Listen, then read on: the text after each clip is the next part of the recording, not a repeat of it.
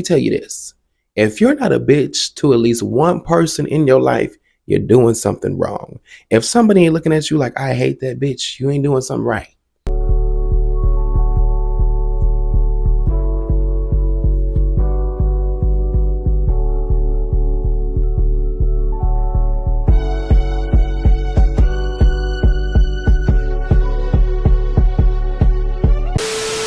YouTube, what's up, baby? It's your favorite antisocial extrovert, your favorite awkward black boy, Blake, mother loving Dupree, back at it again at the Diary of Dupree, and welcome back to my channel. If you not locked in with me on TikTok, you missing out a lot because I post a whole lot more on that motherfucker than my YouTube. You know what I'm saying? I already apologized in my previous video about not being consistent, but as you can see, I'm making up for it. I'm sorry, dolls. But during that time, it wouldn't be a Dupree story if I didn't ruffle some feathers. It wouldn't be a Dupree lifeline, a chapter in my life, if I didn't piss a couple people off. It wouldn't be me if everybody in the room liked you. Let me tell you this. If you're not a bitch to at least one person in your life, you're doing something wrong. If somebody ain't looking at you like, I hate that bitch, you ain't doing something right. And I made a couple of the girls mad on TikTok a couple weeks ago. It's been a lot going on. I have a lot to talk about, but I wanted to make sure I stopped by this station on my train of life before I moved on and really get into some things. So, as y'all all know, this is the Diary of Dupree. I'm a black, queer, young man. I'm a special guest to y'all performances. Special guest to y'all performances. Again, I'm a special fucking guest. I will always love my black community, and I will always love my queer community. It's nothing but love, especially to my black women. Black women have always been some of the best and strongest allies to the queer community, period, especially the queer community of color. However, just like I hold my queer sisters accountable in my previous videos and have no issue doing so and not losing an inch of hair, I will hold y'all accountable as well. I made a video. Here we go. If the general black community acknowledged the fact that bisexual men are a real thing, especially black bisexual men are a real thing, it'd be less DL niggas around here. Like the DL detective wouldn't be a thing because y'all would be more accepting of the fact that men, just like women, can like both genders. A lot of y'all boyfriends don't even be gay. They are closeted bisexual men because a lot of the homophobia in the black community, no shade, unpopular opinion, comes from the mouths of black women. And I've said this before. And I've said this also, that black women are also some of the best allies. So it kind of is like a bittersweet situation. But I remember like people like Emma Rose be like, I'm not comfortable with my man being bisexual, even though I'm bisexual. Okay. That's something that's probably taught. That discomfort is probably taught, no shade. Like a lot of y'all have boyfriends who do love you, who are attracted to you. Is it okay for him to cheat? No, I'm never saying it is. But the reason that he feels like he needs to cheat and be sneaky, a part of it, not the entire part, is because he knows that if he's caught with the man, y'all gonna label him gay and not bisexual. Because we don't teach our boys that they can be bisexual like we tell our girls. Like, oh, you're gonna like girls at some point in time in your life. It's college, it's hot, everybody has a girl phase. But with our boys, the minute they kiss a man, they gay forever. But the minute that our girls do it, nobody bats a fucking eye. Like, yeah, bisexual men can't exist. And even I personally, I used to be, a firm believer in that. Like, once you like boys, you just like boys. But that's just not the case. There are so many bisexual men who I was in high school with who have amazing girlfriends. And I can tell they love their girlfriends. But back in the day, you used to tell me you wanted to be with me on the way home from school. That doesn't mean you like girls any less than you like boys. Yeah, I know y'all not ready for this conversation for real. I'm finna get dragged, I'm sure. And let me be a reminder that homophobia was taught to us by just like a lot of isms that we still obtain and keep strong in our community for some dumbass reason. Like, there were African kings who were openly gay, and queens. I ain't even gonna speak on, nope. No, I ain't even gonna get into the civil rights. Nope. I'm gonna just let y'all be ignorant. The whole thing, right? You heard how it ended. You heard the viewpoints are made. Did you also hear me call black women allies? Just want to make sure we're all on the same page. Some of the girls are deaf. I wish I could do ASL for you guys, but I'm sorry. I cannot. I don't have that blessing. I don't have that gift. I don't know how. Within that video I made, a lot of people heard me saying black women are evil. I hate black women. I can't stand them. They are the worst. Don't know well. Don't know why y'all took that from that. Don't know how y'all took the message I said that sometimes a lot of the homophobia in the community does come from black women, right? Is that not true? I mean, it takes two to tango, men and women. So I'm going to give it 50-50. I also in that same video stated that black women are some of our strongest allies. And that wasn't even the biggest point of the video I made, y'all. The point that I was trying to make is that we do not acknowledge the existence of bisexual men with our community. Because we don't. You can be gay now. To some people. Some people are cool with our men being openly gay and living their truth, doing their things. I respect the fact that I have seen some growth. I see a lot of people, especially young black boys of color, in high school, going to prom and having prom send-offs, and as they should, you know what I'm saying? My people, we was fighting back in the day to open the doors so that our children could live lives of quality and not have to live in the closet and not have to be somebody who they're not and not have child lives to their childhood life experiences to their fullest potential. My people and the people before me, we open the doors for them so they can open the doors for the unborn kids who will so happen to be queer and black and beautiful no matter what, right? And then there are a lot of us who are still not cool with the existence of gay men within the black community.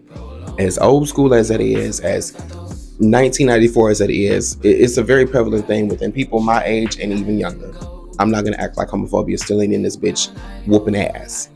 But put a pin in that real quick. God forbid we even say bisexual black men within the same sentence. It's almost for a lot of us, not all, for a lot of us, that's not even possible. It's past taboo. It's not real. It's imagination.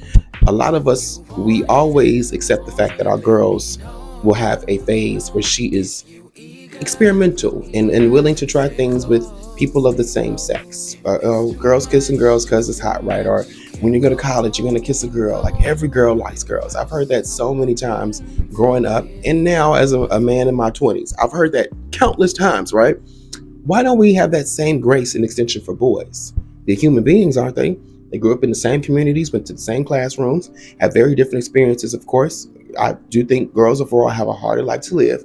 But why is it that when it comes to our boys and how they express themselves, not even just from a sexual orientation and experimental selves, but just overall, like I wore pink today and I made a conscious choice to wear pink because as we all know, a lot of us in the black community limit the colors that our children can wear, especially our young black boys. Like pink was just not a color that you could wear growing up for me in my community. You didn't see a lot of boys wearing pink. It's because their parents wouldn't allow them to wear pink because it was affiliated with being a sissy, being gay, wanting to be like a girl.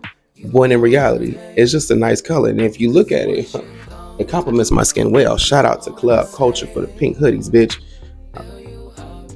I got work to do because y'all should be able to see this. I'm too young to not have a muscle popping out through a hoodie. However, we limit the colors that our children can wear, our black boys can wear. We limit the emotions that our black boys can experience. We limit the experiences that our black boys can experience. We don't teach them how to control their emotions. We don't teach them self-care. We don't teach them mental health awareness.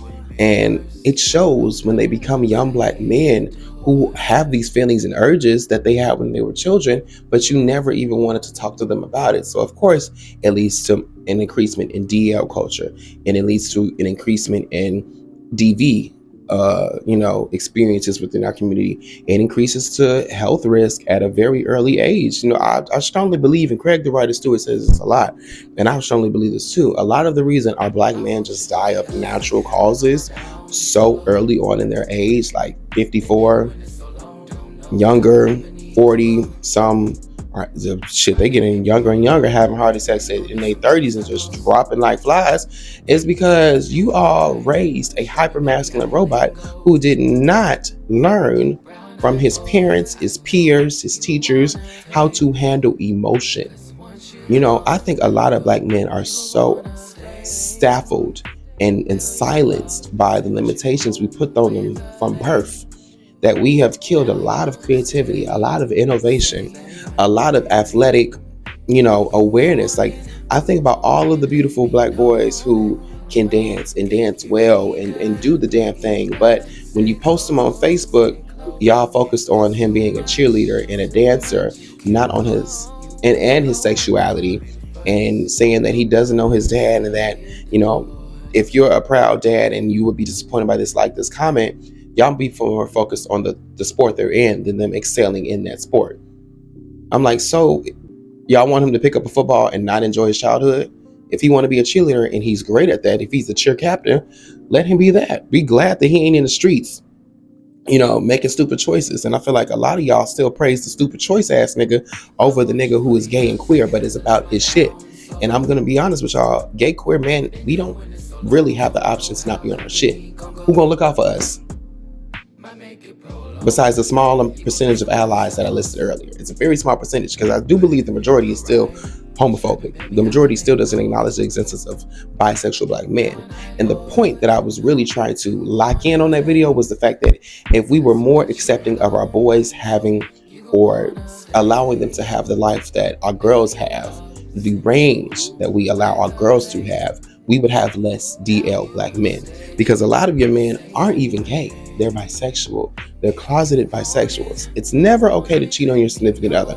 I don't care what the circumstances are. But a big reason why a lot of black men are cheating on their black women with other black men is because you all never even acknowledge the existence of bisexual men within our community. That's both men and women, but I was more so speaking on women's ends on it. Did I make another video addressing the issues of black men and how they play a part in homophobia in the community? Yes, I did. But unfortunately, the one I made about women went more viral. And I partially believe that is because the black woman is the most unprotected species in America, even on a digital basis. And that's not going to stop me from holding them accountable. I will always protect them, but I can't help that the algorithm is racially motivated, even on the most open of apps of TikTok. You know what I'm saying? But I really want us to continue to do the work, continue to raise your children that respect is the basis of all things. You may not agree with somebody's lifestyle choices, which, by the way, being gay isn't a choice. If you didn't notice, I'm not even going to have that conversation. You may not agree with how somebody was born. You know what I'm saying? But if you raise your child to be so bold, to be open about their disagreements, which can lead to hate, you're doing something wrong. I think we saw it with this election, right? I'm glad about the 92%, but it should have been 100% of voters, and there should have been more black voters. I think we let Kamala's not only race and gender, but her openness to be accepting of the queer community and other marginalized communities affect us, because a lot of us want to shit on other minority groups. And what other minority group do we have in the trans community?